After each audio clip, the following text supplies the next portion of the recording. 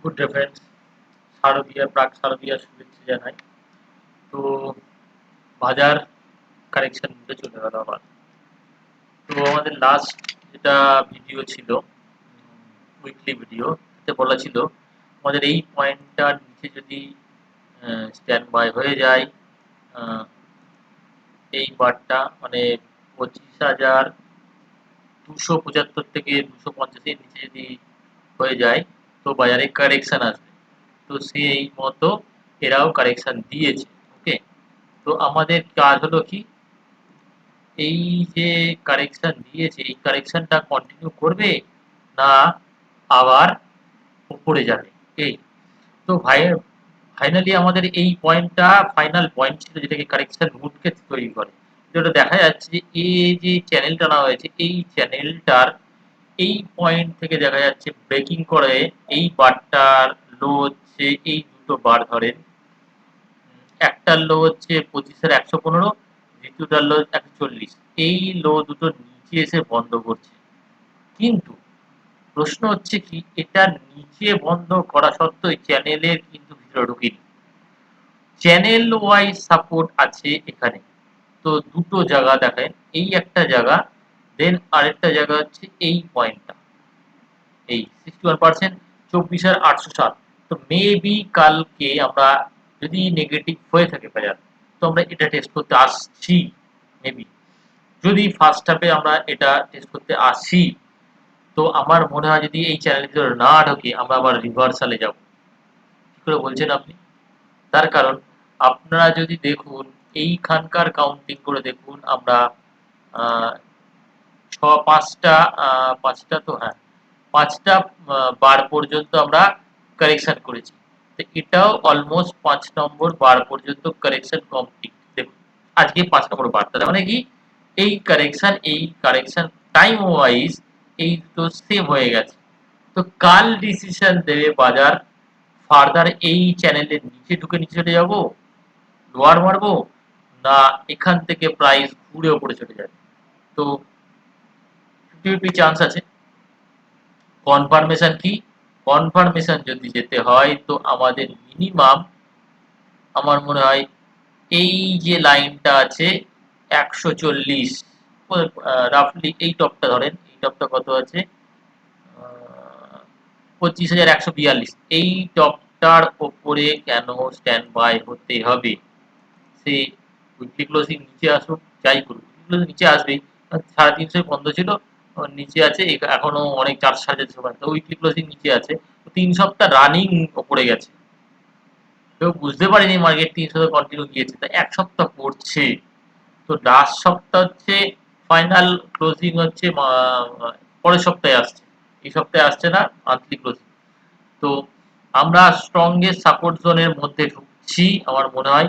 এই দুটো পয়েন্টের জায়গা থেকে এই একটা পয়েন্ট, মানে 800 জোনটা, 24,800 এবং 24,930, এই জোনটা, এই দুটো জোনের মধ্যে থেকে যদি একটা গ্রিন ক্যান্ডেল ক্রিয়েট হয় এবং প্রাইস যদি 25,000-এর ওপরে এসে বন্ধ করতে পারে, 140 অনেক টাফ, তো সেটা বলবো না। তো যদি আসে, আমার মনে হয় এটা কারেকশন কমপ্লিট করে প্রাইস, সেক্ষেত্রে আমাদের আহ, এই পয়েন্টের জায়গা থেকে যদি বলেন, তো এটার এ, এটার বি, এটার সি করেছে, তার কারেকশন আসছে। সেই কারেকশন এই পর্যন্ত আসার জায়গা আছে। মেবি আসতে পারে, নাও আসতে পারে। এটা যদি আসে, এখান থেকেই ঘুরতে হবে। এর নিচে যদি স্ট্যান্ড বাই হয়ে যায়, তাহলে কিন্তু প্রাইস আবার যেখান থেকে উঠেছে সেখানে পৌঁছে যাবে। তো হায়ার লো করার জন্য আমাদের ম্যাক্সিমাম জায়গা এটাই। এইখান থেকেই আমাদের 5 day downfall, 5 day downfall same হয়ে গেছে। তো প্রাইস এই পয়েন্ট থেকে আবার একটা কারেকশন দেবে।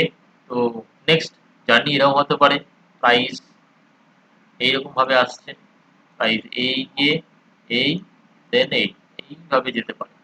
প্রাইস এই এলো, তারপর আবার যাওয়ার জায়গা আছে আমার মনে হয়। তো আমরা ফার্স্ট হল আমরা একটু কসাস ছিলাম, কিন্তু ভিউ সেই একই রাখলাম। যদি এটা ব্রেক না করে, আমাদের নেক্সট টার্গেট আছে 25,700-750, নেক্সট উইকের মধ্যে হওয়ার কথা। যদি এটা 25,150-60-এর উপর দাঁড়াতে পারে এই মানে কামিং উইক আসছে তার মধ্যে, তো আমরা হয়তো আগামী দিনে 25,750 পর্যন্ত যাওয়ার জায়গা আছে নিফটিতে। স্ট্রংগেস্ট সাপোর্ট কালকে দেখার আছে, মিড উইকে আসলাম, নেক্সট উইকের ভিডিও আমি হয়তো দিতে পারবো কি পারবো না জানি না। তো এই জায়গায় মেন সাপোর্ট, এখান থেকেই বাজার ঘোরার জায়গা আছে, এটাই। ওকে, নিফটির জায়গা থেকে এটাই দেখার আছে, এবং কোথায় ক্লোজ মারে, 25,000-এর কত উপরে ক্লোজ মারে এটা দেখার আছে। আর যদি ইনার যদি গিয়ে দেখুন, ইনারের আরো 15 মিনিট চার্টে এসে দেখি, তোমরা যদি এখান থেকে চ্যানেল বেস লাইন টানি, তো দেখা যাচ্ছে এক্সট্রিমলি সেলিং হয়ে রয়েছে। দেখুন একদম এই পয়েন্টে এসছে, যদি ওঠে কালকে, কালকে কিন্তু যেরকম ফল হয়েছে সেরকম রাইজ হবে আমার দেখে মনে হচ্ছে। এখান থেকে যদি একবার ট্রেন লাইনটা আপসাইড ব্রেক করে, এই যে 25,050-এর উপরে দাঁড়াতে হবে, সোজা এখানে নিয়ে চলে আসবে একদম। ঠিক আছে, তো আমি ম্যাক্সিমাম কালকের জোনে যদি উপরের দিকে যায় 25,150, এর বেশি আমি দেখছি না। তো 25,050 ক্রস করতে হবে তারপরে। ওকে, তো ব্যাংক নিফটির জায়গা থেকে আসি আমরা। ব্যাংক নিফটিও তুলনামূলক কম পড়েছে। তো ব্যাংক নিফটি আমাদের সাপোর্ট দেওয়ার চেষ্টা করেছে, কিন্তু ওভারঅল পারেনি, যে কোনো কারণেই হোক পারেনি। ওকে, তো মেন হচ্ছে কি আমাদের দেখার দরকার আছে, মেন সাপোর্ট কোথায় দাঁড়িয়েছে। মেন সাপোর্ট দেখুন আমাদের এই পয়েন্টে এসে দাঁড়িয়ে আছে। তো আরেকটা চ্যানেল টেনে আগের টানা ছিল, দেখুন এই চ্যানেলে অনেক দূরে আছে। বা আমরা এখান থেকে একটা যদি চ্যানেল টানি, সাপোজ এই পয়েন্ট টু এই পয়েন্ট, দেখুন মিডিল চ্যানেল থেকে উপরে গিয়েছিল, নিচে আছে লোয়ার চ্যানেল।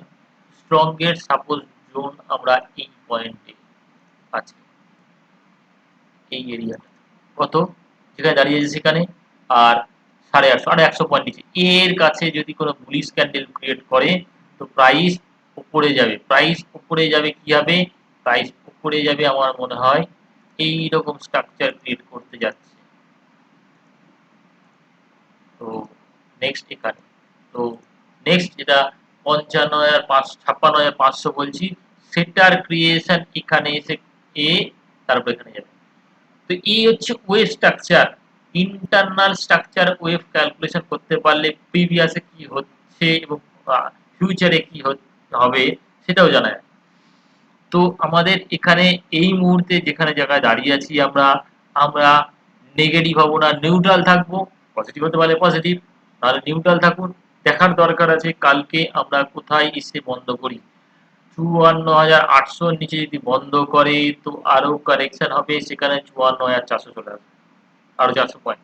ওকে, যদি 800-র নিচে গিয়ে স্ট্যান্ড বাই না করে, যদি একবার 55,000-এর উপরে দাঁড়াতে পারে বা 55,150-এর উপরে দাঁড়াতে পারে প্রাইস, তো প্রাইস উপরের দিকে যাবে।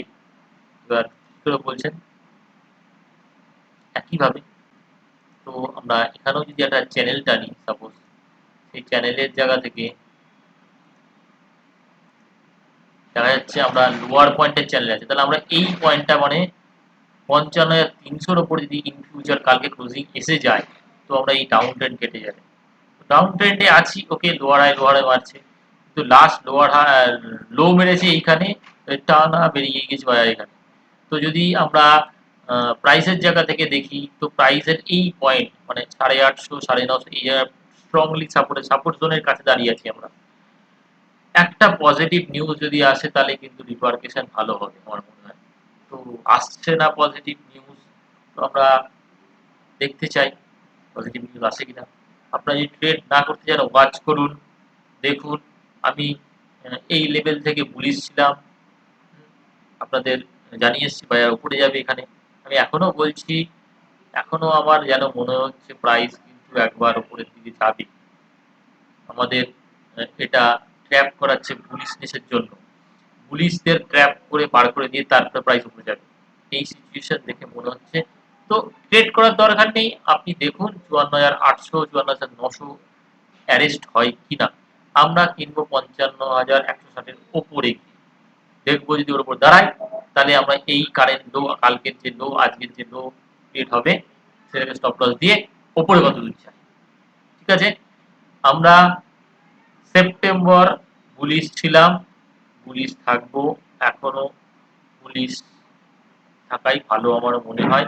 হ্যাঁ, কিছু কিছু স্টক গেছে, কিছু কিছু স্টক যায়নি, এটা দ্বন্দ্ব থাকতেই পারে।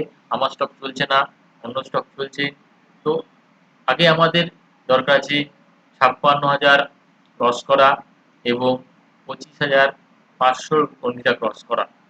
তখন আমাদের সব স্টকই খেলবে। তো আমার মনে হয় সেপ্টেম্বরের ক্লোজিং যদি ভাইটাল উপরের দিকে চলে আসে তো অক্টোবর ভালো যাবে। তো দেখার দরকার আছে সেপ্টেম্বরের ক্লোজিং কেমন আসছে। তো সেপ্টেম্বরের ক্লোজিং যদি ৩৫০ এর উপরে চলে আসে তো খুবই ভালো। আর যদি ২৫,০০০ এর নিচে বা এইখানে থাকে, এইটাকে সাপোর্ট করে, তো আমরা হয়তো ফার্স্ট উইক অফ অক্টোবর একটু সাবডিউ থেকে তারপর। তো কাল আমাদের অ্যাকচুয়ালি দেখতে গেলে ১ বছর হয়ে গেল নিফটির জায়গা থেকে আমরা নিফটি লাইফ টাইম যে হাই করেছে, দেখুন এখানে, সরি এটা, তো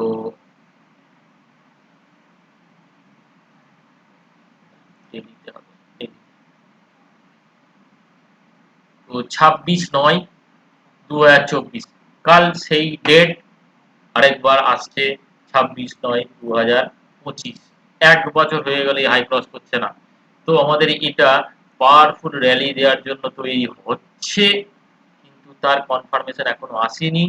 কনফার্মেশন আসবে ২৫,৫৫০ এর উপরে যদি স্ট্যান্ড বাই হয়ে যায়।